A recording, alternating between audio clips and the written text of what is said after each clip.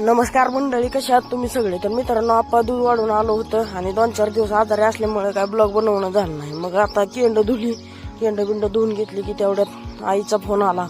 आई म्हशीकडे गेली असल्यामुळे आईचा फोन आला की कर शेरडले पळालेले. मग तेवढ्यात सगळ्या केंडात पाणी ओतलं, रेडकांना घरच्या पाणी लावलं आणि माळावर आलो तर शेरड इकडं होती आणि म्हशी तिकडं होती. मग शेरड घेऊन आईकडे गेलो. शेरड आई सुरली तर थांबलो थोडे वेळ. तर काळूचा भाऊ टक्कर खेळायला आला. मग काळू बी तेवढ्यात पळत टक्कर खेळायला आला. इकडं आमच्या गुलाबीची आणि मिठ्या म्हशीची टक्कर लागली होती.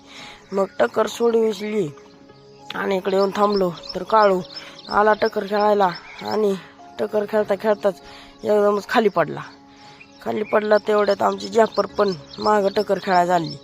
मग जाफर टक्कर खेळायला चालली म्हणल्यावर मी उठून जाफरकडे जाणार होतो.